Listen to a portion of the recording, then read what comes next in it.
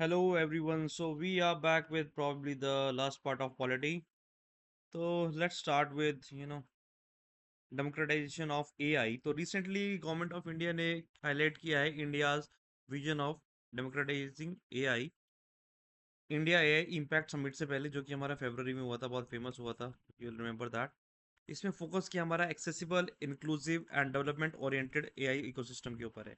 अब जब हम एआई को डेमोक्रेटिक करने की बात करते हैं तो इसका मतलब है कि the AI should be accessible, affordable and usable for wide and diverse set of users. That is what we mean with you know democratization of AI. Okay, so key, let's talk about the key pillars, most important aspect of democratization of AI. तो उसमें सबसे पहले आता है democratising AI application for public impact. जैसे कि हमने भाषिनी जो है एक लैंग्वेज एक्सेस ऐप हमने बनाई है। फिर किसान ई मित्राज, ये एग्जांपल याद रखिए आप, भाषिनी हो गया, किसान ई मित्राज हो गया फार्मर्स के लिए, फिर मौसम जीपीटी हो गया जिसमें आप देख सकते हैं आपके डिस्ट्रिक्ट का मतलब पिन पॉइंट डिस्ट्रिक्ट केस में पंचायत तक का बता देता है। पीआरआई आप किस पंचायत का है वहाँ का भी आपका ये मौसम का बता देता है, मौसम जीपीटी। उसके बाद जो है आपके पहला होता है पब्लिक इम्पैक्ट के हिसाब से, दूसरा है एक्सेसिबिलिटी। तो हमारे जो डेटा एंड मॉडल्स हैं वो एक्सेसिबल होना चाहिए। जैसे कि एआई कोच, हमने एक नेशनल प्लेटफॉर्म बनाया है which is like a shared resource, जिसमें 7,500 से ज़्यादा data sets and 273 reusable models है जो कि डेवलपर्स अपने लिए यूज़ कर सकते हैं। उसके बाद आता है आपके अफोर्डेबल कंप्यूटिंग सिस्टम। अफोर्डेबिलिटी सबसे बड़ा, जैसे हमने देखा ना, एक्सेसिबिलिटी, अफोर्डेबिलिटी एंड यूजेबल। तो अफोर्डेबिलिटी में अगर हम बात करें तो इंडिया ए मिशन में हमने 38,000 हाई एंड जीपीयूज को ऑन बोर्ड किया है, जिसको हमने सब्सिडाइज रेट पे अवेलेबल किया है। इससे that if anybody want to use those GPUs to develop an AI system, they can use it at 65 rupees per hour, which is way lower than the global average. उसके बाद आता है आपका robust infrastructure and connectivity. तो हमारा जो AI deployment system है ये, it is supported by 5G services and almost 99.9 districts of India have 5G as of now. Okay, तो आगे बढ़ते हैं। सस्टेनेबल एनर्जी की अगर हम बात करें तो एनर्जी की बहुत ज़्यादा डिमांड एआई में होती है, बिकॉज हाई एंड कंप्यूटिंग होती है आपकी, तो दैट इज ऑल्सो रिक्वायर्ड। तो our infrastructure has to be align with a green energy goal, जिसके लिए हमने we are achieving 50% of installed electricity capacity is from non fossil fuel sources by June 2025. That was the target that was set. Okay, अब हमने क्या क्या किया, steps taken. पहले हमने रेगुलेटरी और पॉलिसी एनवायरनमेंट की बात की, जो कि हम ऊपर भी बात कर चुके हैं कि हमने डीपीडीपी एक्ट लेकर आए थे हम। एंड हमने एक जीआई क्लाउड, जिसको हम मेघराज बोल रहे हैं, उसको डिजिटल इंडिया इनिशिएटिव के अंदर लेकर आए ई गवर्नेंस के लिए। ओके, उसके बाद आता है education, skilling and AI literacy. तो we have 5 national centre of excellence for skilling, skilling for AI readiness, Yuva AI and AI competency framework etcetera etcetera etcetera. तो 5 नेशनल सेंटर ऑफ एक्सीलेंस हैं, इनको आपको ध्यान रखना है। ओके, अब बात आती है बैलेंसिंग एआई विद कॉपीराइट्स, क्योंकि एआई इनोवेशन में क्या है, कॉपीराइट इन्फ्रिंजमेंट बहुत ज़्यादा बढ़ता जा रहा है। तो government has released a working paper on AI and copyright issues. Okay, तो करंट लीगल फ्रेमवर्क हमारा कॉपीराइट के बारे में क्या है, कॉपीराइट एक्ट ऑफ 1957, जिसमें हम we give exclusive rights to copyright owners. ये एक्सक्लूसिव राइट रिप्रोडक्शन की हो सकते हैं, स्टोरेज की और अडेप्टेशन की हो सकते हैं। आपने देखा भी होगा कि कोई कंपनी अगर किसी को किसी सॉन्ग के ऊपर मूवी बनाना चाहती है, they want to use a particular name और समथिंग, तो वो उसके अडेप्टेशन राइट्स लेते हैं, कॉपीराइट्स लेते हैं। तो अडेप्टेशन उसके ऊपर, it is an adaptation of a book. अभी रिसेंटली वो कौन सा, वो मुसाफिर कैफे का बोला जा रहा है, it's an adaptation of a book. So you have to buy the rights of that book to make an a serial, a movie or something like that. अब fair dealing exceptions, इसमें क्या है, you can have a limited use for research, criticism, review and reporting। यानी कि आप ये नहीं मान के चलिए मैं न्यूज़ में क्लिपिंग दिखा रहा हूँ किसी चीज़ की, टू रिपोर्ट अबाउट इट, तो यू कैन नॉट से कि अरे मेरी परमिशन के बिना आपने। इनफैक्ट आप ये देखोगे जब हम म्यूजिक वगैरह भी यूज़ करते हैं यूट्यूब शॉर्ट्स वगैरह में, तो it has to be no smaller than a particular time duration. अगर उसको क्रॉस कर जाता है तो कॉपीराइट वायलेशन हो जाता है और वो आपकी वीडियो ब्लॉक, शॉर्ट या वीडियो जो भी है वो ब्लॉक हो जाती है। तो a small limited use is allowed for all those purposes. फिर आता है no text and data mining exception. India has no specific exception for AI training. ठीक है, तो बेसिकली हम एआई ट्रेनिंग में, क्योंकि हमको ओरिजिनल कंटेंट चाहिएगा, जो कि हमने पहले भी पिछली वीडियो में डिस्कस किया था, वी नीड ओरिजिनल कंटेंट। तो वहाँ पे कॉपीराइट्स के ये आता है कि कॉपीराइट तो नहीं हो रहा, तो दैट इज रिक्वायर्ड, तो we need to have some exceptions or something, some rules regarding that. अब key issues and argument with use of copyright material as input, okay जो कि मैं भी कह रहा था, कॉपीराइट इनपुट को अगर आप कॉपीराइट मटेरियल को अगर आप इनपुट की तरह यूज कर रहे हैं तो उसमें क्या आर्गुमेंट्स आते हैं। सबसे पहला आता है कि ये एक कॉपीराइट इन्फ्रिंजमेंट है बिकॉज आप कॉपीराइटेड कंटेंट को विदाउट लाइसेंस यूज कर रहे हो। जैसे कि ANI मीडिया वर्सेस ओपन है केस जो चल रहा है, जिसमें ये कि you know whether such use is an infringement or fair dealing under the section 52 of copyright act. Okay, उसके बाद आता है आर्ग्यूमेंट्स ऑफ राइट होल्डर्स। तो जो अनरेगुलेटेड यूज जो होता है कॉपीराइट प्रोटेक्टेड कंटेंट का, इट डीवैल्यूज ह्यूमन क्रिएटिविटी।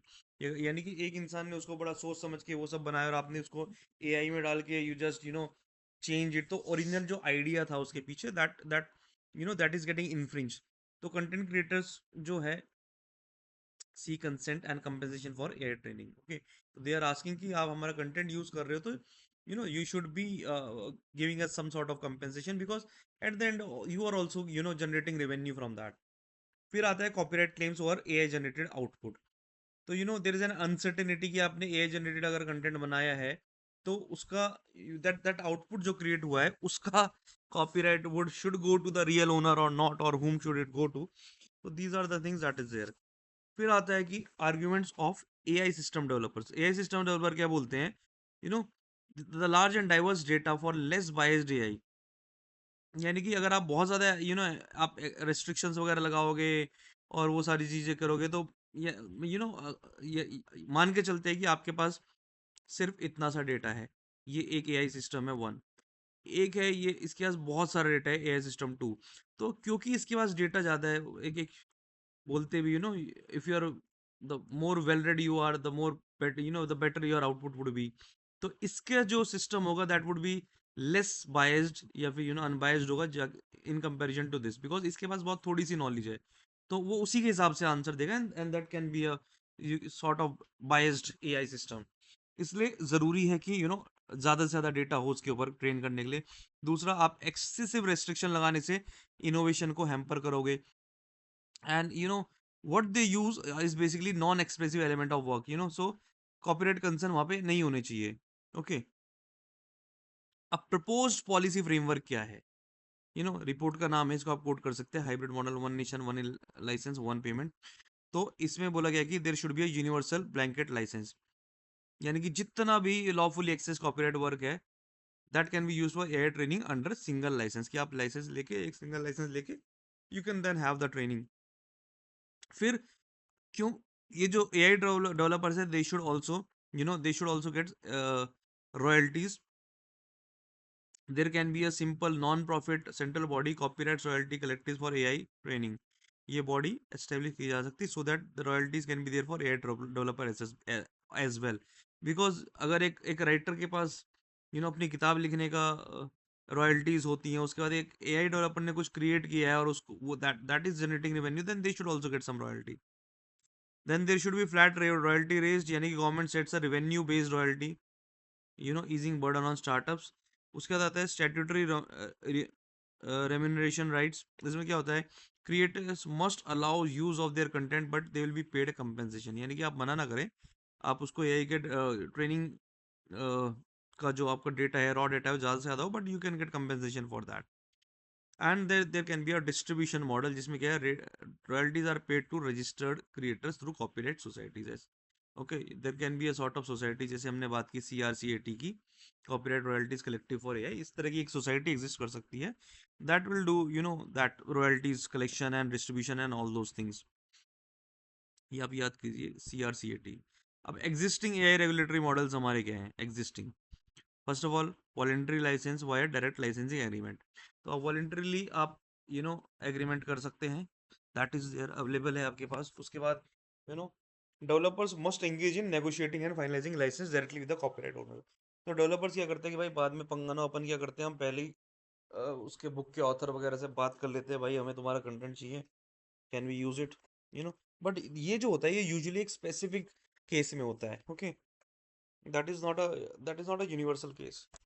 फिर बात आती है text and data mining exceptions. Text and data mining exception में क्या होता है, आप जो कॉपरेटेड वर्क होता है उसका आप यूज अलाउ करते हैं फॉर एआई ट्रेनिंग, जैसे कि यूरोपियन यूनियन में, जापान में, सिंगापुर में ये एग्जिस्ट करता है। ओके। उसके बाद आता है कलेक्टिव लाइसेंसिंग, यानी कि सीएल एंड एक्सटेंडेड सीएल। इसमें क्या होता है, आप अपने वर्क को लो कॉस्ट पे अगर आप डिसिमिनेट करना चाहते हो, फैलाना चाहते हो, तो उस केस में आप कलेक्टिव लाइसेंस के लिए जाते हो। एक्सटेंडेड सीएल में क्या होता है, कलेक्टिव मैनेजमेंट ऑर्गेनाइजेशंस होती हैं। ये क्या करते हैं, ये आपके बिहाफ पे लाइसेंस इश्यू करती है मेंबर्स एंड नॉन मेंबर्स को। तो कंक्लूजन क्या है, इसमें आप बोला गया है कि आपको बैलेंस करना पड़ेगा इनोवेशन प्लस क्रिएटर्स राइट। तो one nation one licence one payment model, that is your report. अब बात आती है AI in public service and governance. तो recently world's first AI minister, ये बड़ा फेमस हुआ था, अल्बानिया के मिनिस्टर है प्रोक्योरमेंट के लिए, इनको बनाया गया। इनका डीएलआ नाम बोलो यार, डीएलआ ही होगा। डीएलआ ये है, अल्बानिया में बनाया गया for award of all public tenders government, basically procurement minister इनको एक तरीके से बनाया गया है for government projects aiming to enhance transparency and minimising corruption. अब role of AI in public service and governance यहाँ से बहुत स्ट्रांग हो गया है ये पॉइंट की, एक मिनिस्टर तक आ गए हैं भैया। और सस्ता भी है, no pension nothing. Anyways, enhance decision making होगी सबसे पहली तो, है ना, आपकी जो एफिशिएंसी है वो सबसे ज़्यादा इंप्रूव हो जाएगी। चाहे आप हेल्थ केयर की बात करो, अर्बन प्लानिंग की बात करो, ट्रैफिक की बात करो, पैंडेमिक की बात करो। जैसे कि हम एग्जांपल लेते हैं यहाँ पे राहत ऐप, इसमें रिलीफ ऑपरेशन को हमने ऑप्टिमाइज किया हुआ है। तो आपकी डिसीजन मेकिंग बहुत फास्ट हो जाती है, if the model is good enough, the data is you know structured data है, बहुत वेराइटी का रॉ डेटा है, तो that can be very helpful. अब बात आते हैं ऑब्जेक्टिविटी एंड एंटी करप्शन। तो बेसिकली क्या होता है कि आपका जो डिसीजन मेकिंग होगी that would be very objective, and automated system की वजह से क्या होगा, डिस्क्रिशनरी बायस आपका कम हो जाएगा, और आपका करप्शन भी उतना ही कम होगा। फिर आता है पब्लिक इंटरेक्शन, जैसे उमंग है। तो इसमें क्या होता है, बहुत सारी सिटीजन इंक्वायरीज और ग्रीवेंस रिड्रेसल वहाँ पे हो जाता है।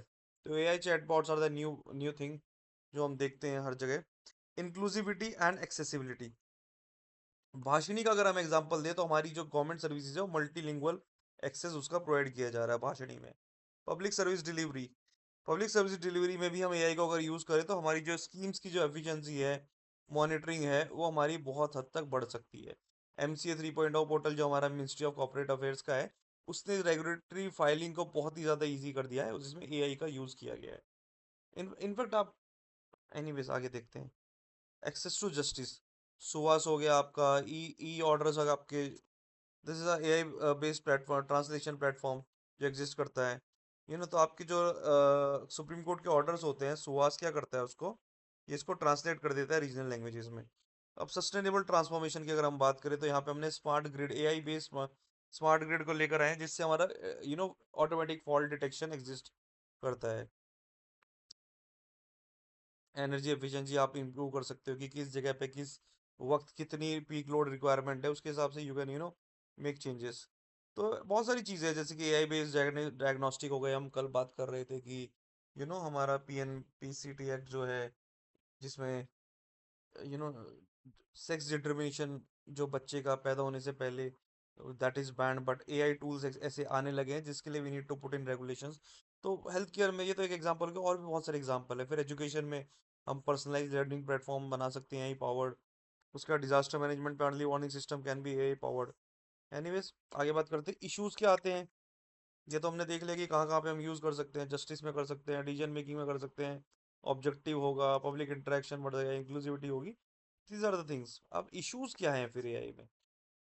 First of all, undermining democracy. अगर आप बोलोगे कि भैया हमने अपना मिनिस्टर को बना दिया है एआई, तो the legitimacy and accountability is gone. क्योंकि एक ह्यूमन एंगल चाहिए होता है कि आपको, एक तरफ आप कह रहे हैं कि यहाँ से बुलेट ट्रेन जानी चाहिए क्योंकि इससे ये होगा वो होगा, इकोनॉमिक बेनिफिट्स बहुत ज़्यादा है, और दूसरी तरफ आप देख रहे हो कि वहाँ पे एक पर्टिकुलर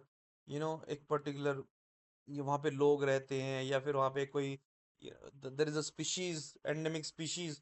तो only a human angle can see that, a minister, AI enabled minister may not have that human angle. So it is like, also they are not accountable to people. Public pressure is a big thing. Okay.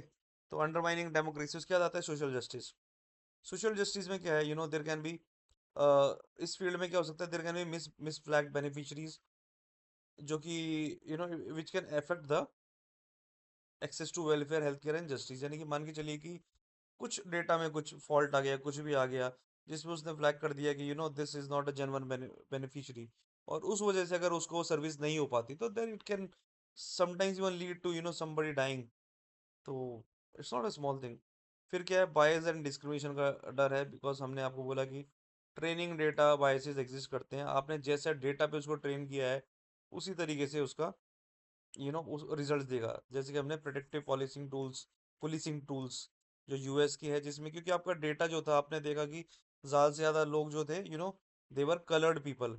तो coloured people होने की वजह से आपका जो data, police police का जो data trend था, that was for coloured people. तो उससे क्या होने लगा, वो मिस फ्लैग करने लगा, जो नॉर्मल लोग हैं उनको भी इट वाज डिसप्रोपोर्शनली वो फ्लैग कर रहा था।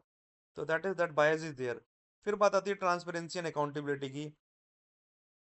AI models operate on black box. I always use the word black box. Basically, what it is like a, आपको नहीं पता, it's like a completely non-transparent algorithm system. आपको नहीं पता how it is happening behind the scene. Because it's a self-trained model. आपने starting में you have put it, but the more you feed the data, it self-trains itself, and the algorithm works. It twists accordingly. Anyways, बाकी बात आती है, there are no clear laws to blame AI for error. और AI errors, कोई law ही नहीं है। Data and privacy issues हो सकते हैं। तो ये सारी चीजें हैं कि सिंपल है, ये of all the things that we read in AI ना, ये सबसे अच्छा है कि role of AI in public service and governance, ये बहुत अच्छा चांस है इस क्वेश्चन का। And then there are issues. अब बात आती है regulation of India's pharmaceuticals sector. WHO ने क्या बोला है, there are concerns over gaps in India's drug safety regulations, because recently क्या हुआ था, कंटेमिनेटेड कफ सिरप की वजह से 20 बच्चों की डेथ हो गई थी। तो कुछ ना कुछ तो how can it reach the shelf, अगर कंटेमिनेटेड प्रोडक्ट है। इसलिए कर्नाटका में जो कर्नाटका में they have use what they have use is blockchain. यानी कि ब्लॉकचेन में क्या है कि फैक्ट्री से लेके शेल्फ तक you will track every movement, कि वो चीज़ वहां से वहां तक कैसे पहुंची। You know that is there, that model. अब बात करते हैं इंडिया के फार्मास्यूटिकल सेक्टर की। ये जो डेटा है आपका काम का, ये कहीं ना कहीं आप यूज़ कर सकते हो। तो डेटा क्या कहता है कि इंडिया की जो रैंक है, third largest producer by volume. Third by volume, 14 by value. Value हम क्यों है, क्योंकि हम लोग जेनरिक मेडिसिन ज़्यादा बनाते हैं, जो कि सस्ती होती है। उसका पर्पस ही यही है, इसलिए हम उसको बना रहे हैं। तो by volume we are third largest producer. Market value क्या हमारी 2023 का डेटा है, ये 50 बिलियन, $50 बिलियन। ग्लोबल सप्लाई क्या है, हम 20% ऑफ ग्लोबल सप्लाई हम लोग, हमारी जेनरिक मेडिसिन हो रही है। ये बेसिकली हम लोग अफ्रीका में करते हैं, because of they are very cost effective. अब की चैलेंजेस क्या है हमारे, leading to these cases of spurious drugs.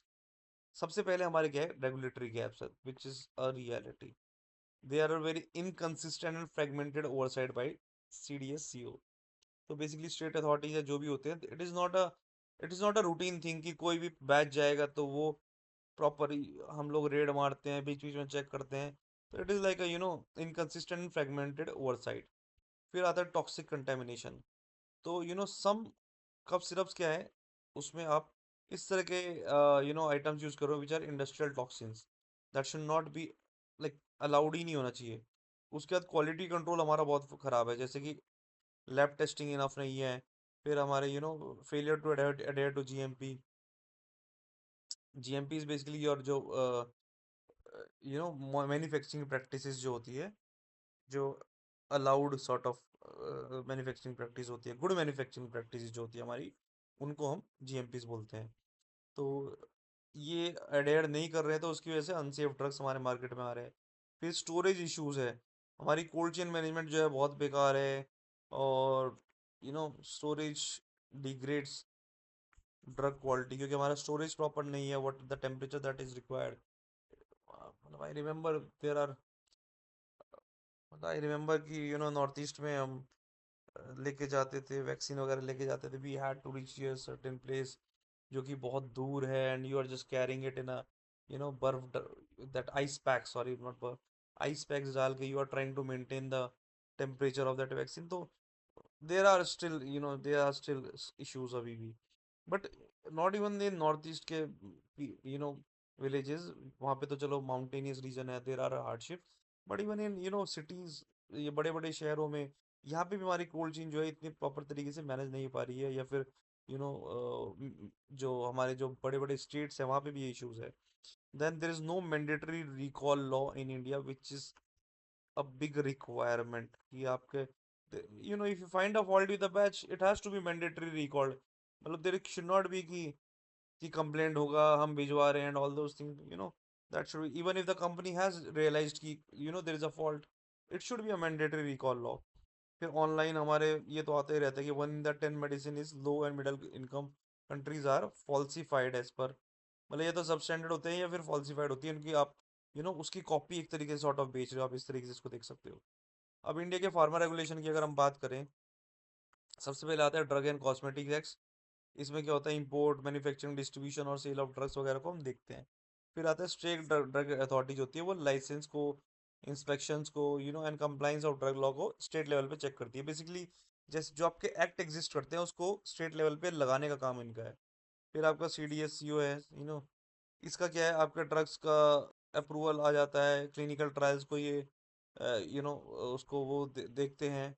उसके बाद आता है एनपीपीए जो कि drug price control orders enforce करते हैं आपके, और फाइनली आपकी गुड गुड मैन्युफैक्चरिंग प्रैक्टिसेस आ जाती है।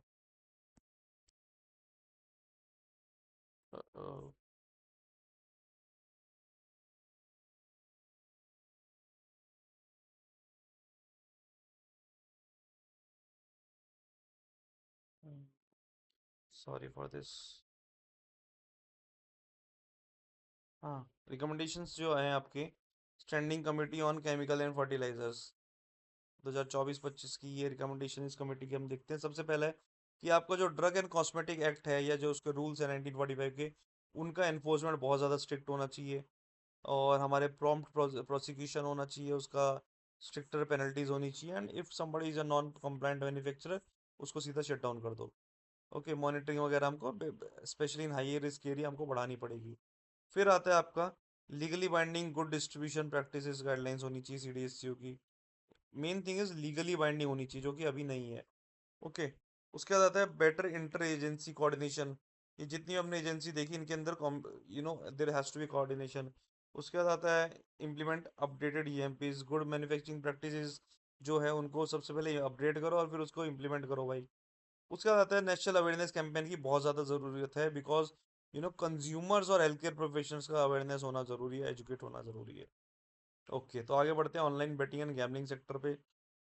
गवर्नमेंट ने क्या किया, 300 illegal gambling and betting websites को ब्लॉक कर दिया है। 300 गैमलिंग एंड बेटिंग वेबसाइट्स को ब्लॉक कर दिया है for unlawful unlawful online gaming activities. अब इसकी जरूरत क्या है, need, first of all better monitoring and enforcement. तो सबसे पहले क्या है कि आपके जो ये legislation of regulated betting and gambling activities क्या असर्ट करते हैं कि there should be a complete ban. ठीक है, और मतलब बट उसकी वजह से हमें कुछ ज़्यादा फायदा अभी हुआ नहीं है। अब अगर लॉ कमीशन की रिपोर्ट देखो तो कंप्लीट बैन से हमको फायदा नहीं हुआ है, तो there is a need to regulate the sector instead of complete ban. हमने यहाँ पे किया है, ब्लॉक किया है, बट दैट इज देयर, अगर हम रिपोर्ट की बात करें। फिर क्या है, match fixing. Justice Lodha committee ने क्या बोला था कि इसको रेगुलेट करने से क्या होगा, unethical participation of sports people in batting would reduce, उसकी वजह से मैच फिक्सिंग भी हमारी एड्रेस होगी। अगर आप रेगुलेट करोगे आपका रेवेन्यू भी आएगा। बहुत सारी कंट्रीज है जहाँ पे है, शारजा वगैरह में हम देखते थे वहाँ पे अलाउड होता था उस टाइम पे। फिर आपका ब्लैक मनी कर्व होगा, बिकॉज यू नो अगर आप लीगलाइज कर देंगे बैटिंग तो big amount of revenue of around 19,000 crore would come to the country in the form of legal money. अभी क्योंकि बैटिंग तो अभी भी हो रही है, वो इंडस्ट्री अभी भी एग्जिस्ट करती है, पर अभी वो ब्लैक मनी के फॉर्म में एग्जिस्ट करती है। फिर क्या है, rising addiction and mental health issues. तो ये जो बैटिंग एप्स क्या होती है, ये आपको इसमें एक तरीके से एडिक्टेड कर देती है, because it causes repetitive stress injuries among youth. अब कंसर्न क्या है रेगुलेटिंग में, अब हमेशा ये क्वेश्चन आता है गेम ऑफ स्किल और गेम ऑफ स्किल और गेम ऑफ चांस। तो हम लोग क्या करते हैं कि game of skill is allowed, you know but game of chance is not allowed in India. यानी कि हॉर्स बैटिंग इज अलाउड। क्यों? क्योंकि उसमें आप देखते हो कौन सा घोड़ा तेज दौड़ता है, कौन सा कैसे करता है, क्या करता है, यू चेक चेक एवरीथिंग। तो ऐसे बोला जाता है कि sports batting is also the same thing. आप भैया 11 प्लेयरों की परफॉर्मेंस देख रहे हो, कौन कैसा खेलता है, क्या कैसे करता है, क्या उसकी फॉर्म कैसी है, एंड देन ओनली यू बेट। तो it should be permitted because horse batting is permitted. ठीक है ना? बट हॉर्स बैट, तो दैट इज कि ये भी गेम ऑफ स्किल है, ये ऐसे नहीं है। तो 1957 का केस है जिसमें सुप्रीम कोर्ट ने बोला था कि activities involving substantial skills are consider commercial and they are protected under article 19(1) subsection 1 and sub clause G. अब बात आते हैं gambling is a state subject. तो अगर आप देखें यहाँ पे it violates federal principle of division of power. अगर सेंटर उसको रेगुलेट करने की कोशिश करता है तो gambling should be controlled by the state act. अब टूरिज्म की बात करें कि सब कुछ स्टेट्स में इसको बैन किया हुआ है, लेकिन अगर आप गोवा में जाओगे वहाँ पे आपको कसिनोज ही मिलेंगे, तो वहाँ पे टूरिस्ट अट्रैक्शन है। ठीक है? तो इस तरीके से आप इसको अलग अलग, यानी कि वाई देर इज अ कि इट शुड बी लीगलाइज्ड। ये एक तरीके से उसी का पॉइंट हो गया। तो एग्जिस्टिंग फ्रेमवर्क आपके क्या एग्जिस्ट करते हैं? IT rules of 2021। ठीक है? तो ये क्या बोलते हैं कि को regulatory regime whereby MeitY recognized independent self-regulatory body can verify whether an online real game make money game is to be made available to general public or not। तो बेसिकली यहाँ पे मीति एक सेल्फ रेगुलेटरी बॉडी को को regulate करने के लिए बनाएगा, जो कि इसको वेरीफाई करे कि वो पब्लिक के लिए होना चाहिए कि नहीं। सेम आपके मीडिया एथिक्स कोड जो है वो भी ऑलमोस्ट सेम चीज़ बोलते हैं कि जो आपके ऑनलाइन गेमिंग है उसकी वेरिफिकेशन, रजिस्ट्रेशन और ट्रांसपेरेंसी वगैरह सब जो है मैंडेटरी होना चाहिए। अब जैसे Assam gaming and batting act है, Goa has Goa Daman and Diu public gambling act. तो स्टेट्स के अपने अपने अलग से एक्ट एग्जिस्ट करते हैं। फिर आता है बीएनएस में सेक्शन 112 जो कि कहता है कि unauthorise betting and gambling, unauthorise the main word, betting and gambling, उसकी पनिशमेंट एग्जिस्ट करती है बीएनएस में सेक्शन 112 में। Then online promotion and regulation of online gaming act 2025 में इसमें बोला गया it prohibits online money game and gaming services. Okay, तो complete ban has been ineffective.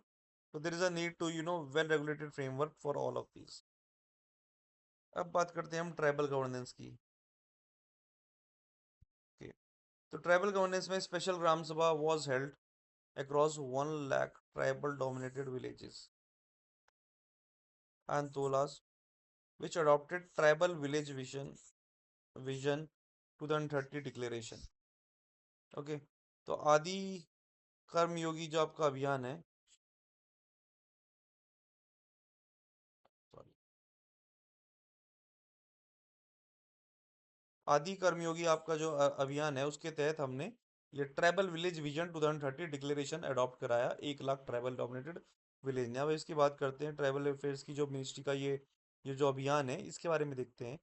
It is a national movement to build a decentralized tribal leadership and governance ecosystem. तो एक national movement है कि इसलिए ताकि आप decentralize tribal leadership and governance system को ला सको। इसकी ऑब्जेक्टिव क्या है? Mobilize 20 lakh tribal change makers across 1 lakh villages, यानी कि हर गांव से 20 चेंज मेकर लोग निकल के आए, you know and 20 lakh tribal change makers आपके सामने आए इन 550 ट्राइबल डोमिनेटेड डिस्ट्रिक्ट्स। उससे क्या होगा? हमारा विलेज विजन 2030 जो है हमारा उसको हम लेकर आएंगे। इसके तीन प्रिंसिपल्स होंगे। एक होगा आदि कर्मयोगी, 3 पिलर्स ऑफ लीडरशिप। फिर होगा आदि सहयोगी, और एक होगा आदि साथी। ओके, की फीचर्स की बात करने से पहले हम पहले मैकेनिज्म देखते हैं ट्राइबल गवर्नेंस मैकेनिज्म का। मिनिस्ट्री ऑफ ट्राइबल अफेयर्स आपकी सबसे पहले it is at the help which is for development of scheduled tribe. फिर आपका पेसा एक्ट एग्जिस्ट करता है 1996 जो कि कहता है कि जो कि बोलता है gram sabha has the power to self governance. फिर आपकी जो फिफ्थ और सिक्स शेड्यूल है वो आपके शेड्यूल एरियाज के लिए है, और सिक्स शेड्यूल में तो उन्होंने ऑटोनॉमी भी दी हुई है। ठीक है? उसके बाद आता है आपका कस्टमरी इंस्टीट्यूशन, तो आदिवासी समाज हो गई, ट्राइबल पंचायत हो गई, जो कि आपके इंटरनल गवर्नेंस को, ठीक है ना, कहीं अलग अलग स्टेट पे अलग अलग नाम दिए जाते हैं इनको, ट्राइबल पंचायत ना बोल के कस्टमरी नाम इनके होते हैं। फिर अगर हम बात करें की फीचर्स की, जो ये हमारे जो ट्राइबल विलेज मिशन है, विजन 2030 डिक्लेरेशन है, इसकी की फीचर्स क्या है कि विलेज लेवल प्रायोरिटीज होनी चाहिए, यानी कि आपके जो एजुकेशन हेल्थ वगैरह के जो गोल्स हैं, they should be measurable goal. If you want something to work, it should be measured. सबसे पहली बात वही है।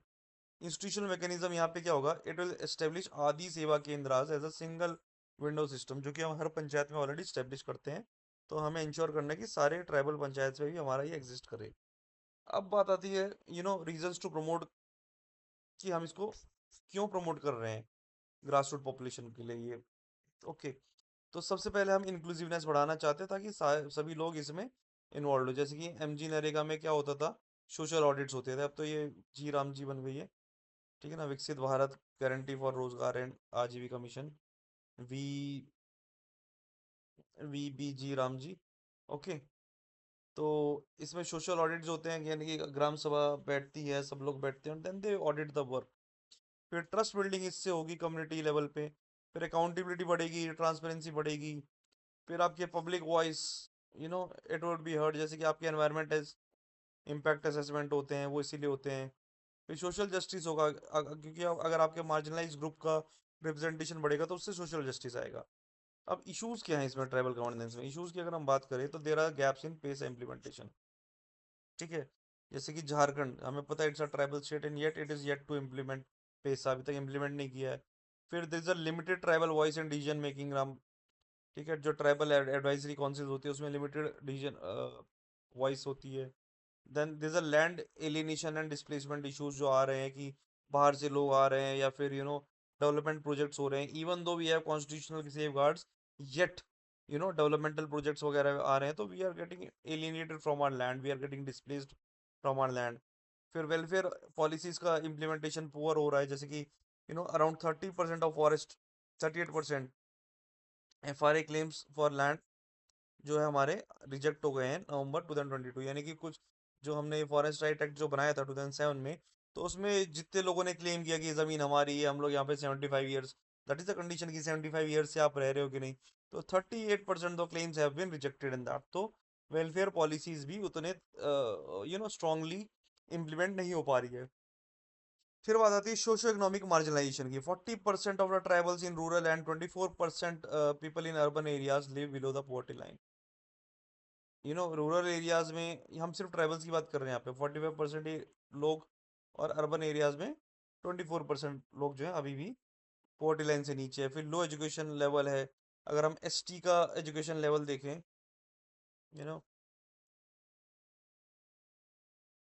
एसटी का अगर एजुकेशन लेवल देखें, तो that is 72%। India literacy rate for S T 72%, यानी कि of all the S Ts only 72% are educated.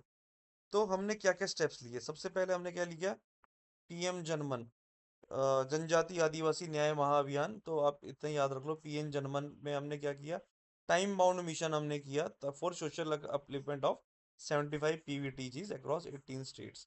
ये 3-4 साल पहले क्वेश्चन आ चुका है वैसे तो, बट एनीवेज कहीं डेटा काम आने लग जाए। फिर आपका क्या है, दज गुआ, यानी कि धरती आबा जनजातीय ग्राम उत्कर्ष अभियान, दज गुआ। इसमें क्या, हमें इंफ्रास्ट्रक्चर और लाइवलीहुड को ट्राइबल मेजोरिटी एरियाज में डेवलप करना है। फिर development action plan for STs. तो 41 ministries allocate part of their budget annually for tribal development. Okay, जैसे कि मतलब कुछ प्रोविजंस गवर्नमेंट ने किए हुए हैं, जैसे कि मैं आपको नॉर्थ ईस्ट के लिए बता सकता हूँ कि 10% of each ministry has to be, हर मिनिस्ट्री का जो भी बजट है, 10% has to go to North East ministry of DoNER के थ्रू। उसको हम gross budgetary you know support, gross budgetary support बोलते हैं, कि 10% of the gross budgetary support has to go to the North East. इसी तरीके से 41 मिनिस्ट्रीज ऐसी है जिसका that certain percent of money should go to tribal development. फिर आता है आपका पीएम आदि आदर्श ग्राम योजना। आदि आदर्श ग्राम योजना, जैसे कि आदर्श ग्राम योजना था, उसमें हमने आदि डाल के इसको कर दिया है। तो इसमें क्या, हमें मॉडल विलेजेस डेवलप करने हैं which will cover around 40% of the tribal population. फिर development of education has to be there. Eklavya model, Eklavya model schools, national fellowship scheme, pre matric scholarship scheme, फिर टॉप क्लास एजुकेशन स्कीम। बहुत सारी schemes है, specially Eklavya तो एक बहुत बड़ा, बहुत बहुत अच्छा मॉडल है। They are one of the best schools जो कि ट्राइबल डिस्ट्रिक्ट्स में बनाए जा रहे हैं। Then promotion of entrepreneurship. तो इसमें हमने वन धन विकास केंद्र बनाए हैं, ट्राइबल एरियाज में हमने बहुत सारे 4000 से ज़्यादा, ऑलमोस्ट 4,500 के आसपास वन धन विकास केंद्र हैं जो आपके वहाँ की जो रिसोर्सेज होते हैं, how we can develop it, how how we can promote it. फिर आता है आपका प्रधानमंत्री जनजातीय विकास मिशन, फिर आपके ट्राइफेड आते हैं। ठीक है, ये आपके ट्राइफेड के अंदर क्या है, हमारा ट्राइब्स इंडिया एक हमने ब्रांड बनाई है जिसके ऑलरेडी 118 आउटलेट्स एग्जिस्ट करते हैं। ओके, तो ये हो गया ट्राइबल वेलफेयर के बारे में। अब पेस एक्ट की बात करते हैं, क्योंकि हमने ऑलरेडी मेंशन किया कि झारखंड में अभी तक इसको इम्प्लीमेंट नहीं किया है। तो इसके 30 साल हो गए हैं, 1996 में ये एक्ट आया था, ये ऑलरेडी लिखा हुआ है। तो पेसा यानी कि पंचायत, ये आपका जो पंचायती राज एक्ट है उसको हमने जब शेड्यूल एरियाज में एक्सटेंड किया तो बन गया पेसा एक्ट। इसके सेलेंट फीचर्स क्या है? It extend your Panchayati Raj to fifth schedule areas under part 9 article 243 M। Coverage क्या है? It applies to 10 states. ठीक है, अगर हम मैप को पकड़े, यहाँ से हमने पकड़ा, पहले एक बार नाम पढ़ लेते हैं, गुजरात, महाराष्ट्र, उड़ीसा, झारखंड। ओके, तो इस तरीके के हमारे, इसमें सारे नाम ही नहीं बता रखे। ठीक है भाई, 10 स्टेट पकड़ लेते हैं ना। हिमाचल हो गया इसमें। तो बेसिकली आप इधर से पकड़ो, फिर इधर से पकड़ो, और फिर हिमाचल आ जाता है उसमें, तो 10 स्टेट्स आपके कवर हो जाते हैं। ओके, तो these are the schedule areas जहाँ पे आपके ये कवरेज है। स्टेटस क्या है? 9 आउट ऑफ द 10 स्टेट्स इसमें ऑलरेडी एग्जिस्ट करता है एक्सेप्ट उड़ीसा। यानी कि 9 स्टेट्स ने रूल्स ऑलरेडी बना लिए हैं एक्सेप्ट उड़ीसा। उड़ीसा ने रूल नहीं बनाया। झारखंड में हालांकि अभी तक इम्प्लीमेंट भी नहीं हुआ है। ठीक है, anyways, but they have made the rules, बस इम्प्लीमेंट नहीं किया उसको। फिर आता है recognition of tradition, tribal self governance, customary laws को प्रिविलेंट दिया जाता है यहाँ पे, कम्युनिटी रिसोर्स मैनेजमेंट, इस सब की बातें की जाती है। अब रिजर्वेशन की अगर हम बात करें तो जो क्या बोलते हैं, there are seats for SC एस ST रिजर्व, यानी कि उनकी जितनी पॉपुलेशन होगी उसके अकॉर्डिंग उसको हम रिजर्व करेंगे। But STs must get at least 50%, और जो चेयरपर्सन होगा वो हमेशा ST होगा। If it is a tribal district तो उसमें आपकी 50% STs। SC नहीं है तो उसका ये नहीं कि SC की भी सीट रखनी पड़ेगी, नहीं, अगर नहीं है तो नहीं रखी जाएगी। But it is a tribal district तो 50% वहाँ पे ST होंगे ही होंगे, और जो चेयरपर्सन होंगे वो हमेशा ST होगा। अब क्या है नॉमिनेशन की अगर हम बात करें, states can nominate unrepresented tribes in a block और डिस्ट्रिक्ट लेवल बॉडीज। तो यानी कि ब्लॉक लेवल बॉडीज में आप अगर कोई, मान के चलते हैं इलेक्शन के थ्रू कोई पर्टिकुलर ट्राइब अगर जिला परिषद एंड ऑल दॉट जो इलेक्शन होते हैं उसमें इलेक्शन के थ्रू अगर कोई ट्राइब के रिप्रेजेंटेटिव नहीं आ पाए, नहीं जीत पाए, and the tribe is not getting that representation, तो उसको नॉमिनेशन का भी डोर ओपन है। अब बात आती है एंडोर्ड पावर एंड राइट, और फिर आते हैं एरियाज ऑफ मैंडेटरी कंसल्टेशन। ये वो हो गए जो उनके पास they already have these powers. ठीक है, तो इसमें क्या है, ग्राम सभा और पंचायत के पावर है, जैसे कि इंटॉक्सिकेंट का कंट्रोल है, यानी कि sale and consumption of intoxicants, this is the power is with the gram sabha. फिर फॉरेस्ट प्रोड्यूस की जो एब्सोल्यूट ओनरशिप है, और माइनर फॉरेस्ट प्रोड्यूस, ये 2018-19 के आसपास आई थिंक ये न्यूज़ में काफ़ी बना था कि माइनर प्रोड्यूस, फॉरेस्ट प्रोड्यूस जो है उसकी ओनरशिप जो है डायरेक्ट ग्राम सभा की होगी। फिर लैंड प्रोटेक्शन की पावर उनके पास होगी, दे कैन इलीगल लैंड एलिएशन को वो प्रिवेंट कर सकते हैं। उसके बाद विलेज मार्केट को कंट्रोल करना, मनी लैंडिंग को कंट्रोल करना, ये सारी चीज़ें उनके पास एंडोर्ड पावर एग्जिस्ट करती है। फिर आता है जहाँ पे मैंडेटरी कंसल्टेशन करना पड़ेगा ग्राम सभा से, यानी कि even if the government wants to implement something, gram sabha से आपको कंसल्ट करना ही पड़ेगा। जैसे कि अगर लैंड एक्विजिशन करना है किसी प्रोजेक्ट के लिए, रिहेबिलिटेशन होना है उसके लिए, वाटर बॉडीज का प्लानिंग एंड मैनेजमेंट आता है, अगर गवर्नमेंट कुछ करना चाहती है तो पहले कंसल्ट करना है। फिर माइनिंग की जो लीज वगैरह है माइनर मिनरल्स के लिए, फिर आते हैं आपके मिनरल्स के जो ऑक्शंस हैं उसमें इफ कंसेशंस वगैरह जो ग्रांट किए जाते हैं ऑक्शन के थ्रू, तो उसमें कंसल्टेशन कंपलसरी है, गवर्नमेंट को ग्राम सभा से करनी पड़ेगी। अब हम इनिशिएटिव्स की बात करते हैं, इसके आने से क्या मतलब, इसके लिए हमने क्या क्या इनिशिएटिव लिए इसको इम्प्लीमेंट करने के लिए। सबसे पहले पैसा GPDP पोर्टल। ये GPDP क्या होता है? ग्राम पंचायत डेवलपमेंट प्लान। पैसा के अंडर हमने पोर्टल बनाया, इसमें क्या होता है, हैमलेट वाइज प्लानिंग होती है, और डेवलपमेंट एक्टिविटीज की जो है वो आपके ट्राइबल प्रायोरिटीज, मतलब वहाँ के लोगों की रिक्वायरमेंट के हिसाब से बेसिकली होता है ये GPDP प्लान, ग्राम पंचायत डेवलपमेंट प्लान। इसका हमने पोर्टल बनाया पैसा के लिए अलग से। फिर आता है लिंग्विस्टिक इंक्लूजन। तो हमने जो पैसा की जो मैनुअल्स है हमने उसको ट्राइबल लैंग्वेजेस में ट्रांसलेट किया, ये संथली, गोंडी, भीली, सब भाषा में हमने उसको ट्रांसलेट किया ताकि लोगों को अवेयरनेस बढ़े। फिर हमने पैसा सेल्स सेट किए मिनिस्ट्रीज में, जैसे कि आंध्र प्रदेश में सेट किया गया, so that to provide for technical and financial oversight. उसके बाद आता है सेंटर ऑफ एक्सीलेंस। तो मिनिस्ट्री ऑफ पंचायती राज ने टाई अप किया है, जैसे कि Indira Gandhi national tribal university के साथ, फॉर ट्राइबल सेल्फ रूल के ऊपर रिसर्च करने के लिए। फिर आते हैं आपके स्टेट स्पेसिफिक नोटिफिकेशन, यानी कि झारखंड के न्यू रूल्स जो है दे रिकॉग्नाइज ट्रेडिशनल ट्राइबल हेड, यानी कि मांकी मुंडा, ये जो है। बट अभी भी इशू मैंने वही बताया कि आपको, इशू वही है कि अभी तक इन्होंने इसको इम्प्लीमेंट नहीं किया है। नए रूल्स को बनाए तो हैं, अच्छे रूल्स हैं, बट इम्प्लीमेंट नहीं हुआ है। अब चैलेंजेस की बात करते हैं, कंसर्न्स की बात करते हैं। तो there is a difference between consultation and consent. आपने ये तो बोल दिया कि कंसल्टेशन इज कंपलसरी, लेकिन आप अप्रूवल को बाईपास कर रहे हो। Consultation is not same as consent. की बात तो करी थी, ठीक है, लेकिन वही है ना, परमिशन लेना चाहिए ना, मना थोड़ी किए हैं। ठीक है, उसके बाद आता है वेदांता। एग्जाम्पल है वेदांता का, यहाँ पे उड़ीसा में, यहाँ पे गवर्नमेंट ने अप्रूवल दे दिया था डिस्पाइट कम्युनिटी अपोजिशन। क्यों? क्योंकि आपने कंसल्टेशन किया है, कंसल्टेशन का नाम देके परमिशन दे दी थी। फिर लीगल फॉर कन्फ्लिक्ट आता है, जैसे कि ये जो फॉरेस्ट माइनिंग एक्साइज, ये सब जो है ये स्टेट लॉज होते हैं, तो ये पेशा के साथ, पेसा और फॉरेस्ट राइट एक्ट के साथ कहीं जगह पे क्लैश इनमें आ जाते हैं। फिर देर इज एडमिनिस्ट्रेटिव इनर्शिया, जैसे कि there is a lack of awareness, gram sabha authorities को अपने रूल्स वगैरह के, जैसे कि मैं बता रहा हूँ कि पेसा रूल्स जो है झारखंड में 30 साल पहले नोटिफाई किए गए थे, बट आज तक उसको इम्प्लीमेंट नहीं किया है। तो bureaucratic inertia is there, then it comes limited physical autonomy.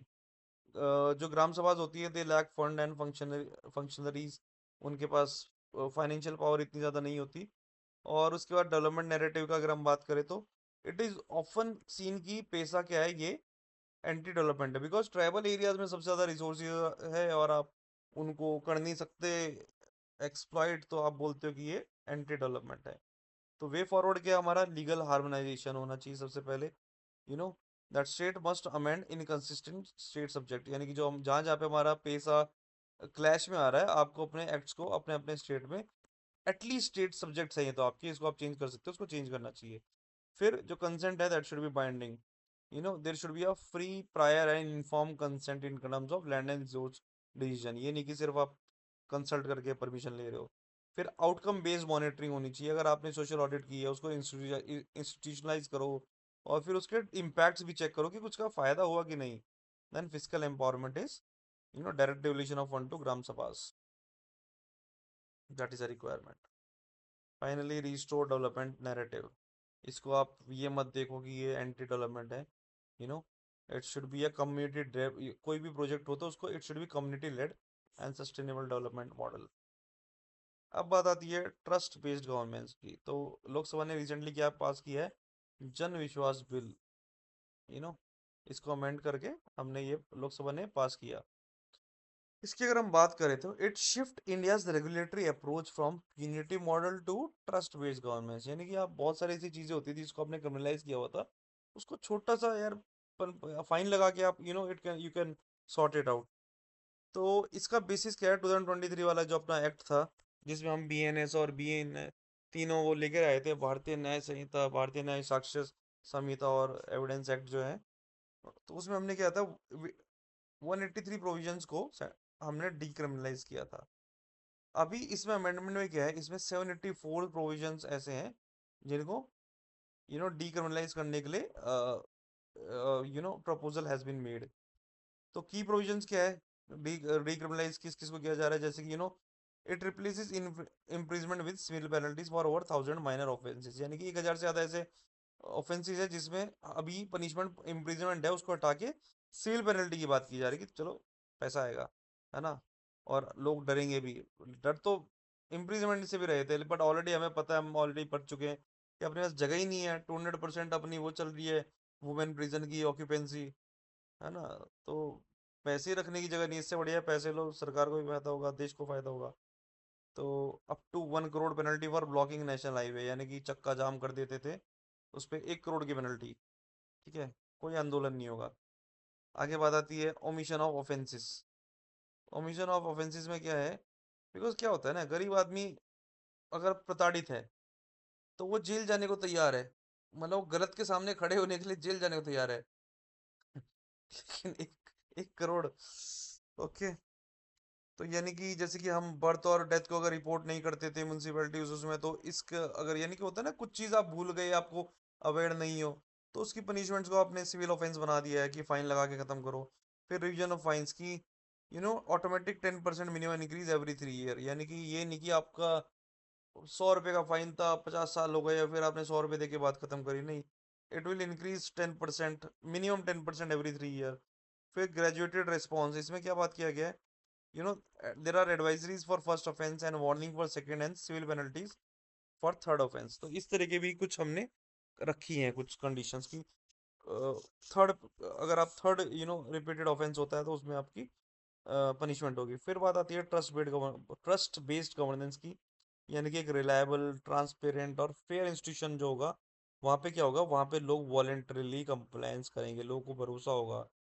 आपको पनिशमेंट की वजह से नहीं, बल्कि आप because you yourself feel the need, आप कर रहे हो। ओईसीडी ने इसको क्या डिफाइन किया है, उन्होंने बोला it is a trust is as the believe that institution will act as expected, यानी कि ट्रस्ट बेस्ड गवर्नेंस क्या है कि इंस्टीट्यूशन वैसे ही वर्क करेंगे जैसे उन्हें करना चाहिए। अब इसकी जरूरत क्या है? जरूरत इसलिए है कि आपकी एक्सेसिव कंप्लाइंस, ये सब जो है ओवर रेगुलेशन, ब्यूरोक्रेटिक कंट्रोल, इसको कम करने की जरूरत है। ठीक है, we have around 1500 laws and 69,000 compliances India में। ठीक है ना, किसको याद रहने वाली है? फिर आता है कि enhances ease of doing business, क्योंकि लोगों को लगता है कि there is a greater policy certainty. Okay. Francis Fukuyama है, इसके आप पढ़ सकते हो। उनको लगता है कि अगर आपकी कोई हाई ट्रस्ट सोसाइटी होगी तो इकोनॉमिकली उतनी ही एडवांस होगी, फ्रांसिस फुकुयामा का ये कहना है। उसके बाद क्या होता है, उससे वॉलेंटरी कंप्लायंस बढ़ेगी। रूसो का सोशल कॉन्ट्रैक्ट अप्रोच आपको पता ही होगा कि लोग अपने कुछ rights, they people leave certain liberties in order to get some rights. तो राइट्स के लिए अपनी आपने कुछ लिबर्टीज को आपने सरकार को दे दिया, तो दैट इज देयर। फिर बात आती है reducing judicial burden, because around 5 crore pending cases जो है हमारे एग्जिस्ट करते हैं, तो उसको खत्म करो यार, पैसे लेके बात खत्म। पैसे लेके इन द सेंस, मतलब पैसे लेके इन द सेंस फाइन देके। I am sorry the way it sounded. उसके बाद आता है it improves administrative efficiencies. Okay, तो आगे बढ़ते हैं। फिर स्टेप्स टेकन, गवर्नमेंट ने क्या स्टेप्स लिए हैं अभी तक? सबसे पहले हमारा है 73rd and 74th amendment act, यानी कि पंचायती राज एक्ट, और आपका जो म्यूनसिपैलिटीज वाला जो है, ठीक है ना, अर्बन बॉडीज वाला, अर्बन लोकल बॉडीज। तो ये एक्ट इसलिए लाए गए थे ताकि लोगों तक ग्रास रूट लेवल से हम गवर्न करें, तो ट्रस्ट बढ़ेगा। फिर डायरेक्ट बेनिफिट ट्रांसफर हम लेकर आए, ताकि सब्सिडीज में जो लीकेज हो रहा था वो खत्म हो। फिर सिटीजन चार्टर, यानी कि defined timeline for every work in every government office. फिर डिजिटल पब्लिक इंफ्रास्ट्रक्चर, डीपीएस की हमने कल बात की थी, उमंग ऐप हो गई, डिजिट लॉकर हो गई, ये सारी चीज़ें हो गई। अब ईज ऑफ डूइंग बिजनेस 2.0 में हमने क्या किया है, हमने डिजिटलाइजेशन को प्रमोट किया, सिंगल विंडो सिस्टम, हमारे परिवेश पोर्टल प्लेटफॉर्म जो है दैट इज देयर। हमने अपने कंप्लाइंसेस को रिड्यूस कर दिया, अराउंड अराउंड 1500 लॉज को हमने रिपील कर दिया, और डिजिटल लैंड रिकॉर्ड्स को हमने डिजिटाइज कर दिया ना। तो all these things are there. Svamitva की जो हम बात करते हैं, लैंड रिकॉर्ड्स हमारे डिजिटलाइज हो रहे हैं। फिर हमने फेसलेस असेसमेंट स्कीम्स, हमने इसमें टैक्स टैक्स पेयर्स और गवर्नमेंट के बीच का जो ट्रस्ट डेफिसिट था उसको खत्म करने के लिए हमने फेसलेस सिस्टम स्टार्ट कर दिया। अब बात आती है चैलेंजेस की, challenges associated with trust based governance. यहाँ पे क्या है ना, it is there is a risk of weakened enforcement, जैसे कि एनवायरनमेंट हो गया, लेबर हो गया। इसमें क्या है कि आप सेल्फ कंप्लाइंस पे इतना ज़्यादा भरोसा नहीं कर सकते, तो ये वीक ना हो जाए कहीं इसकी एनफोर्समेंट। फिर आता है इंस्टीट्यूशनल कंस्ट्रेंट है, जैसे कि मैन पावर शॉर्टेज आपकी बहुत ज़्यादा है, और लेट आपकी डिजिटल कैपेसिटी बहुत कम है। डिजिटल डिवाइड एग्जिस्ट करता है, ये हम ऑलरेडी देखते हैं कि हमारे सिर्फ 24% रूरल हाउस होल्ड के पास इंटरनेट है, एनएसएसओ का डेटा है। ये देखो, ये जो इतने सारे डेटा आते हैं ना, कहीं पे कितने परसेंट दिया, कहीं पे कितने परसेंट है, आई सजेस्ट यू एक जगह पे पेज पे लिखो डेटा, और एक डेटा पकड़ो, एक टॉपिक के बारे में सिर्फ एक ही डेटा पकड़ो, मतलब एक ही सोर्स का डेटा। फिर आपका there is already a colonial legacy of distrust जो एग्जिस्ट करती है। उसके बाद आता है साइबर थ्रेट्स हमारे बढ़ते जा रहे हैं, 22.68 लैक्स केसेस 2028 4 में। वे हेड क्या है भैया? कोऑपरेटिव फेडरलिज्म, सबसे पहले हार्मनी होनी चाहिए रेगुलेशंस में, सिंप्लीफाई कंप्लायंस, फिर you have to strengthen your institutional capacities, vacancies fill up करो, इन्वेस्टमेंट करो डिजिटल इंफ्रास्ट्रक्चर में, फिर आप डिजिटल इंक्लूजन इंश्योर करो, इंटरनेट की कनेक्टिविटी बढ़ाओ, डिजिटल लिटरेसी बढ़ाओ, ई गवर्नेंस की एक्सेसिबिलिटी बढ़ाओ, then you can adopt AI enabled compliances, जिससे आपके रिडंडेंट रेगुलेशंस को आप रिड्यूस कर सकते हो। तो दीज आर द थिंग। अब बात करते हैं हम लैंड रेगुलेशंस की। ओके, लैंड रेगुलेशन की अगर हम बात कर, लैंड सॉरी रेगुलेशन कह रहे हो, रजिस्ट्रेशन सिस्टम। तो सुप्रीम कोर्ट ने Samiullah versus state of Bihar case में अभी रिसेंटली क्या बोला कि that there is a need for fundamental reform in country's land registration and titling system। Supreme court ने ये बोला है। क्यों बोला है उन्होंने? Bihar supreme court has struck down Bihar's rule of making mutation proof mandatory for property registration. कि वहां पे बिहार में क्या होता था, there was a rule that mutation proof was mandatory for property registration. ठीक है, तो उन्होंने क्या बोला है कि भैया दैट रजिस्ट्रेशन रिकॉर्ड ट्रांजेक्शन, ठीक है, not ownership.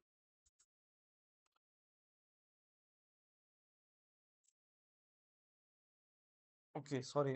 So basically, Bihar has struck down Supreme Court has struck down Bihar's rule of making mutation proof mandatory for property registration, clarifying that registration record transaction, not ownership.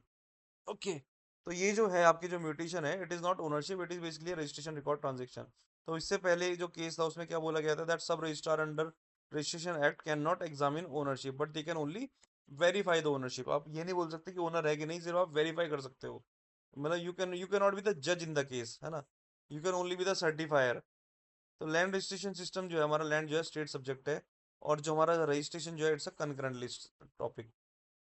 तो land registration system हमारे क्या क्या exist करते हैं, क्या है, deed registration system, और दूसरा है हमारा टोरेंट सिस्टम, जिसमें हम टाइटल रजिस्ट्रेशन सिस्टम बोलते हैं। डीड क्या होता है? Deed are registered in government record but registration does not itself guarantee title. तो आप क्या करते हो, यहाँ से इसके पास आई, यहाँ से इसके पास आई, यहाँ से इसके पास आई, इस तरीके से आप डीड के थ्रू आपकी प्रूव करते हो आपकी ओनरशिप।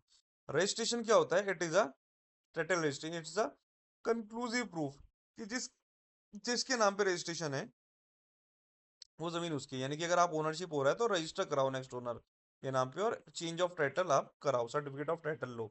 ठीक है, तो डीड में क्या होता है, सिर्फ नेक्स्ट बंदे के नाम डीड हो जाती है, फिर नेक्स्ट के नाम डीड हो जाती है, उससे आप चेक करते हो कि ओनरशिप है कि नहीं। अब इश्यूज क्या है एट प्रेजेंट? तो हमारे जो ये रूल्स हैं, ये कॉलोनियल इरा लॉज है हमारे। तो इसमें हम क्या करते हैं, जैसे कि ट्रांसफर ऑफ प्रॉपर्टी एक्ट 1882 का चल रहा है, स्टैंप एक्ट 1899 का चल रहा है, रजिस्ट्रेशन एक्ट 1908 का चल रहा है, तो ये ऑलरेडी बहुत एज ओल्ड सिस्टम है। Then no conclusive title. तो जो आपकी जो सेल डीड होती है, it only gives you presumptive value, यानी कि आपको पुराना वो पूरी चेन प्रूव करनी पड़ती है, तब आप, इट इज प्रेज्यूम्ड कि you are the owner but it is not a proof of your ownership. फिर हाई लिटिगेशन, आपका अगर देखो टाइटल डिस्प्यूट जो है, they are the six part of 60% of schedule litigation, और उसका सबसे बड़ा रीजन है कि ये आउटडेटेड लॉज। ठीक है, अब यू कैन, अब ये जो चेन आपकी प्रूव करनी है, you can have a blockchain, blockchain से यू कैन प्रूव उसके बाद भी। तो आप अगर आप डिजिटलाइज कर देते हो अपना data, this record system, then half of this cases would go astray. फिर आता है एडमिनिस्ट्रेटिव हर्डल एग्जिस्ट करते हैं, because you need a physical presence of a buyer seller, दो विटनेस, है ना, ये बहुत लंबा चक्कर है। तो it is very slow and fragmented system. फिर आता है इनकम्प्लीट डिजिटलाइजेशन। तो आपने जो ये land digital India land record monetisation system लेकर आए थे, और फिर आपका national generic document registration system, इसने डिजिटलाइज तो किया है बट इसने फॉल्टी टाइटल्स को रिजॉल्व नहीं किया है। जब तक वो रिजॉल्व नहीं होंगे तो system is not complete in itself. अब हमने इसके लिए क्या क्या किया, सबसे पहले हमने ये लिया था डिजिटल लैंड रिकॉर्ड सिस्टम हमारा जो है, DILRMP। इसमें हमने, it will replace the manual प्रेजेंटिव title system with digital conclusive title.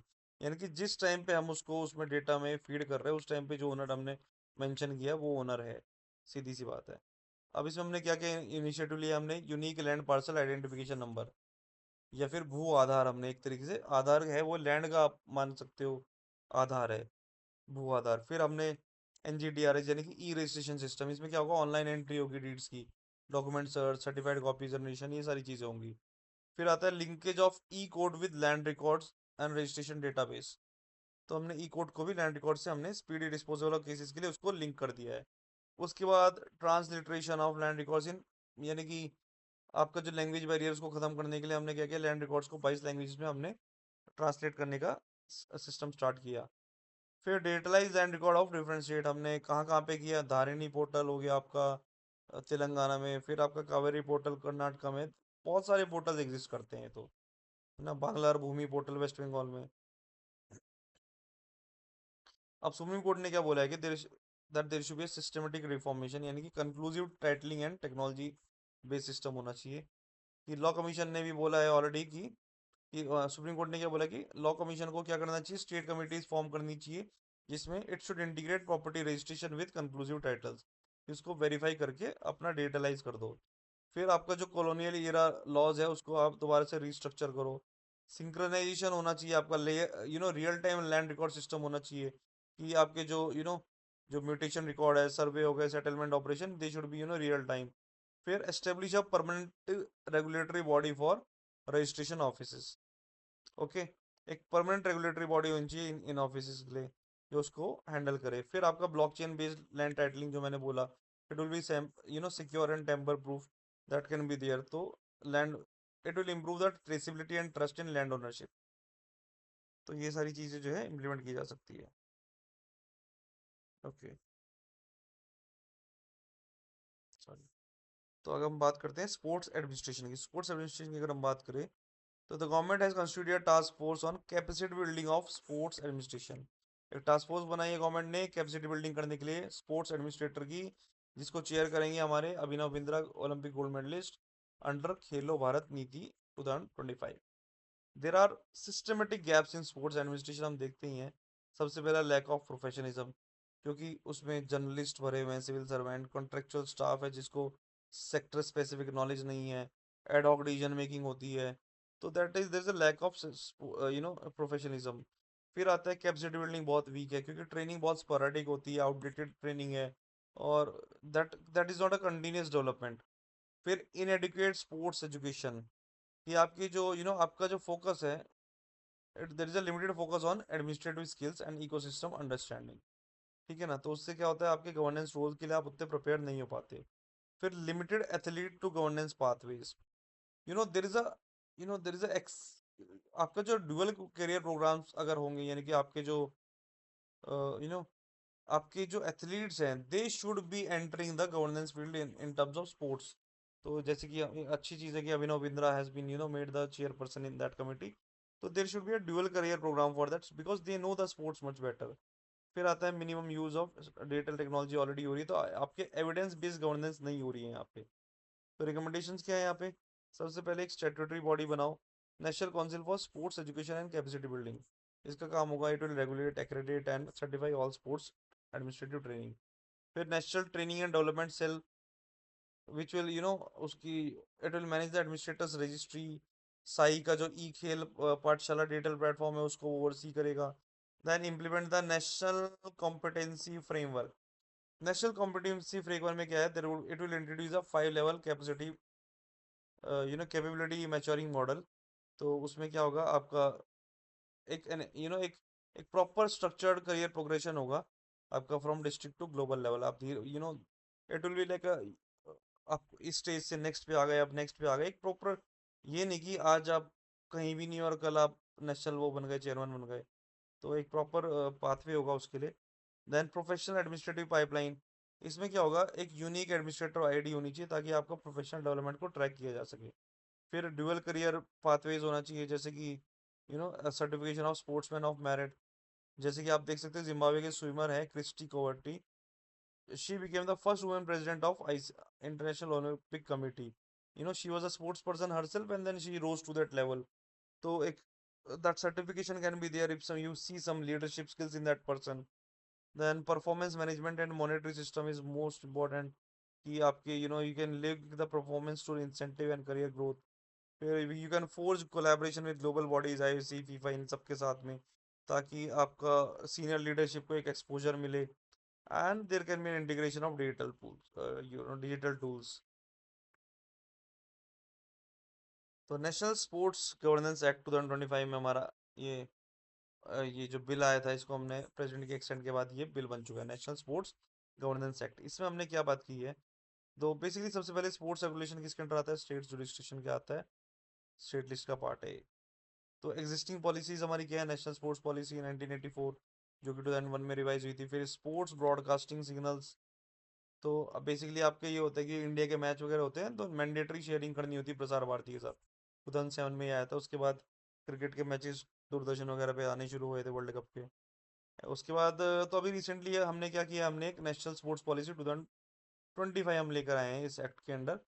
Okay, इसमें क्या होगा, it will be structured around 5 core principles. पहला क्या होगा, ग्लोबल एक्सीलेंस पे फोकस करना है। फिर आपका इकोनॉमिक एंड सोशल डेवलपमेंट करना है through sports, and make sports a people's movement, जो खेलो इंडिया की हम बात कर रहे हैं, and integrating sports with education. तो ये 5 हमारे कोर प्रिंसिपल है, global excellence, economic and social development through sports, making sports a people movement, integrating sports with education. Okay, तो ये सारी चीज़ें हमारे इसके पार्ट हैं। तो इकोनॉमिक वाला ये economic and social development. Okay, तो की रेगुलेटरी बॉडीज हमारी क्या है, सबसे पहले ministry of youth affairs and sports, ये नेशनल लेवल पॉलिसीज बनाती है। फिर हमारा स्पोर्ट्स अथॉरिटी ऑफ इंडिया, ये पॉलिसीज बनाती है एंड गाइडलाइंस बनाती है। फिर इंडियन ओलंपिक एसोसिएशन है, ये ओलंपिक गेम में हमारे पार्टिसिपेशन के लिए है। फिर आपके नेशनल स्पोर्ट्स फेडरेशन है, अलग अलग स्टेट लेवल पे। की हाईलाइट्स क्या है इस एक्ट की, नेशनल स्पोर्ट्स बॉडी, तो जैसे it it talked about establishing national Olympic committee, national Paralympic committee and national and regional sports federation for each designated sports, यानी हर स्पोर्ट्स की एक कमेटी होनी पड़ेगी। They will be affiliated with respective international bodies. Okay, उसके बाद क्या है, they will be govern by international charters and statutes. फिर बात आती है नेशनल स्पोर्ट्स बोर्ड की, तो इसका क्या काम होगा, they it will this board will give recognition to दो स्पोर्ट्स बॉडी जो हम ऊपर बात की, है नो, and it will register their affiliate units. और जो हमारी जो सिर्फ रजिस्टर्ड बॉडीज ही सेंट्रल गवर्नमेंट से फंड पा सकेगी। अब ये जो रजिस्टर्ड बॉडीज होंगी और रिकॉग्नाइज्ड ऑर्गेनाइजेशन होगी, इनको हम क्या बोलेंगे, हम पब्लिक अथॉरिटी बोलेंगे अंडर आरटीआई एक्ट, यानी कि इनका फंड कहाँ इस्तेमाल हो रहा है कहाँ नहीं हो रहा, दे आर आंसरेबल। फिर सेंट्रल गवर्नमेंट विल डिसाइड इस composition and appoint members on recommendation of search cum selection committee. तो ये जो नेशनल स्पोर्ट्स बोर्ड होगा, इसको सेंट्रल गवर्नमेंट इसके मेंबर्स को अपॉइंट करेगी, but on the recommendation of search cum selection committee.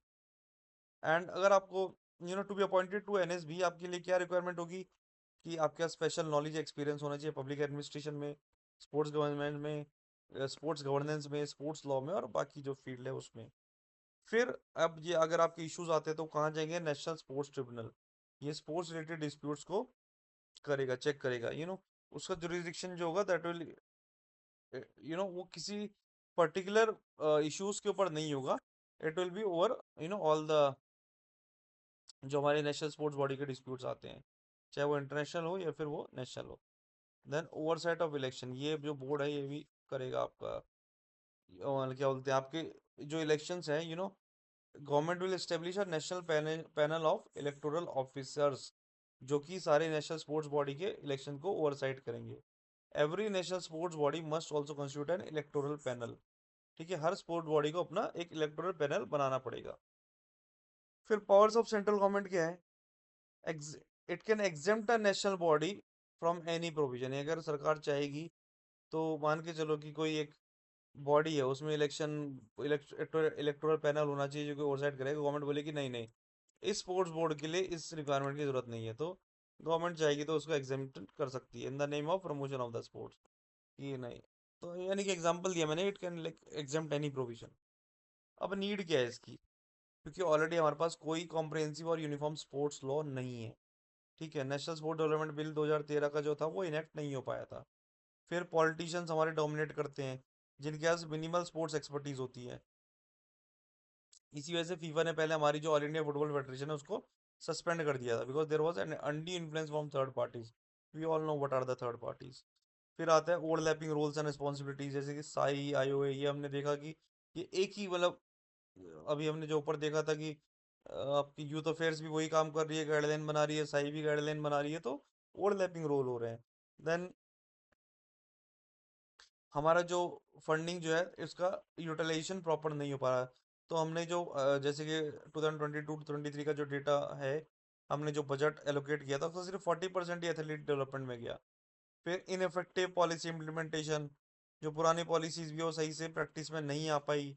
Olympic 2036 की हमारी preparation, because we are trying to bid for that 36 वाला, तो उसके लिए हमें अपने देश में ओलंपिक और हम ना जीते, यू नो मज़ा नहीं आएगा। एनीवेज, रिलेटेड न्यूज़ की अगर हम बात करें तो national anti doping amendment act, इसको इसने अमेंड कर दिया है, नेशनल एंटी डोपिंग एक्ट 2022 को। इसमें क्या है, it prohibits doping in sport. Doping होता है बेसिकली नशा करना। नशा इन द सेंस कि कुछ ऐसे सब्सटेंस लेने जो कि which are not permitted, which can be performance enhancers, इस तरह की चीज़ें बैन करना। तो इसमें टेस्टिंग फ्रेमवर्क है, एनफोर्समेंट फ्रेमवर्क है, ये सारी चीज़ें हैं। It give effects to UNESCO convention against doping in sport, तो उसको हमने अफेक्ट देने के लिए इसको अमेंडमेंट किया है। इसमें नाडा, हमारा जो national doping anti doping agency है, वो वाडा होता है वर्ल्ड एजेंसी, हमारा नाडा को हमने इम्प्लीमेंट किया है। कई कई बार ऐसा हो रहा है कि हमारे एथलीट यहाँ से गए हैं, आई थिंक 2014 में हुआ था ऐसा, ओलंपिक के टाइम में, कि हमारे एथलीट गए थे एंड वहाँ पे उनको डोपिंग में देवर सेट की you have use some substance that you should not have been using. Then there has to be a national board for anti doping in sports, जो कि इसकी नाडा की एक्टिविटीज को ओवरसी करेंगे। ये जो बोर्ड होगा ये ओवरसी करेगा और सेंट्रल गवर्नमेंट को रेगुलेशंस लाने के लिए इट विल एडवाइस। फिर चेंजेस क्या क्या लाए गए हैं इस वाले में, नए वाले में, अपील पैनल की बात की गई है कि it will have the power to constitute an appeal panel, और वो अपील के प्रोसीजर भी यू नो जो है सेंट्रल गवर्नमेंट के पास शिफ्ट कर दिए गए। पहले नेशनल बोर्ड के पास होते थे, अब सेंट्रल गवर्नमेंट के पास शिफ्ट कर दिया, to the power to prescribe the procedure, की क्या प्रोसीजर होगा। फिर वो सेंट्रल गवर्नमेंट डिसाइड करेगी, पहले बोर्ड डिसाइड करता था। अब autonomy of anti doping bodies, तो जो नाडा के जो मेंबर्स हो गए, दे हैव ऑपरेशनल इंडिपेंडेंस, जैसे कि वाडा में होता है।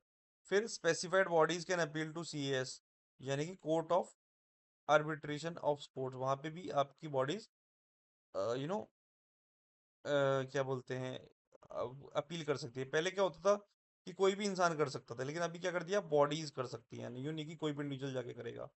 ठीक है ना, यानी कि पहले हम अपने लेवल पे चेक करेंगे, so that that on international platform when we are going, तो वी आर अवेयर कि हम क्या कर रहे हैं। ठीक है। Mandatory accreditation of testing labs, ये यू नो पहले वॉलेंट्री प्रोविजन होता था, लेकिन वाडा क्या बोलता है कि आपके जो टेस्टिंग लैब है वो मैंडेटरी एक्रेडिटेड होनी चाहिए, बिकॉज वो नहीं होते तो फिर वाडा उनको मानता नहीं है, और वहां जाके फिर आपकी टेस्टिंग कराता है, और उसमें फिर हो जाता है इवेंट से पहले आपका एथलीट अगर डिस्qualify हो रहा है। फिर एंटी डोपिंग रूल्स का अगर वायलेशन होता है तो it has adopted world anti doping code definition and schedules. Okay, तो इंडिया में भी इसको हमने इम्प्लीमेंट कर दिया। तो we are going to end this video here, just hardly अभी एंड करें कि खत्म करें, लेट्स फिनिश इट। कितना बचा है? हाँ, लेट्स फिनिश इट। पॉलिटी खत्म कर देते हैं इस वीडियो में। फूड सेक्टर के रिफॉर्म्स की अगर हम बात करें तो ministry of health and family welfare ने अप्रूव किया recently regulatory and procedural reforms in India's food sector that is to implemented from 1 April 2026। तो हमने अप्रूव कर दिया अपने प्रोसीजरल रिफॉर्म्स और रेगुलेटरी रिफॉर्म्स।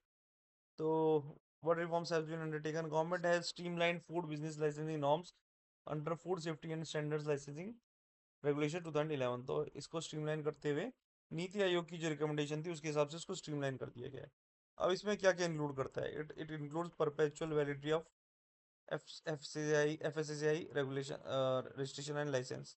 तो पहले क्या होता था, बार बार आपको रिन्यू करना होता था, आपके ये एक्सपायर हो जाते थे तो फिर आपको फाइन लगता था। परपेचुअल वैलिडिटी कर दी। फिर आपका जो बिजनेस का थ्रेशोल्ड का जो था, यू नो टर्नओवर थ्रेशोल्ड, उसको आपने चेंज कर दिया। पहले आपको क्या चाहिए था रजिस्ट्रेशन के लिए, 1.5 करोड़ का, क्या बोलते हैं, सॉरी, पहले 12 लैक्स का चाहिए होता था, अभी 1.5 करोड़ का आपका टर्नओवर चाहिए एनुअल। ओके। उसके बाद आता है स्टेट लाइसेंस, अगर आपको चाहिए तो वही आपका जो टर्नओवर है वो 1.5 करोड़ से 50 करोड़ के बीच में होना चाहिए। और सेंट्रल लाइसेंस चाहिए तो आपका जो टर्नओवर है वो आपका 50 करोड़ से ऊपर होना चाहिए। अगर आपका टर्नओवर ये 50 करोड़ यानी कि एटलीस्ट 1.5 करोड़ होगा, तभी आप अपना रजिस्ट्रेशन करा पाएंगे फूड बिजनेस का। ठीक है। फिर आता है स्ट्रीट वेंडर लाइसेंसिंग सिस्टम। इसमें क्या है, हमने डुप्लीकेट रजिस्ट्रेशन को अपने एलिमिनेट करने के लिए हमने क्या किया है, अगर आप ऑलरेडी रजिस्टर्ड हो म्यूनसिपल बॉडीज के पास अंडर स्ट्रीट वेंडर एक्ट, तो आप ऑटोमेटिकली एफएसएसआई रजिस्ट्रेशन आपको मिल जाएगा, but under the vendor category. Okay, ये नहीं कि आप सोचोगे यार ऊपर तो 1.5 करोड़ का बोला हुआ था। ओके, वहां पे बिजनेस कैटेगरी में थे आप। अब सिग्निफिकेंस क्या है, आपकी कंप्लाइंस कॉस्ट कम हो गई, पेपर अगर कम हो गया, बार बार interaction authorities, that has reduced. अब मेजर इश्यूज क्या है इंडिया के फूड सेक्टर में? अडल्ट्रेशन सबसे बड़ा इशू है, हमें पता है ना, केमिकल डाइज ये सब हमारे यूज हो रहे हैं। फिर एग्जांपल की अगर हम बात करें तो राजस्थान में cooperative dairy federation has collected sample, जिसमें 48% samples have been found with water adulterated and 1.41 as chemical adulterated. हम डेयरी सेक्टर की बात कर रहे हैं, राजस्थान का एग्जांपल है। फिर आपका इंफ्रास्ट्रक्चर बहुत इनएडिक्वेट है, आपके टेस्टिंग लेबोरेटरीज जो है आपकी, they lack capacity to detect the contaminants. वो सिंपल सिंपल चीजें चेक कर सकते हैं, पर हैवी मेटल्स पेस्टिसाइड्स इसको चेक नहीं कर सकते।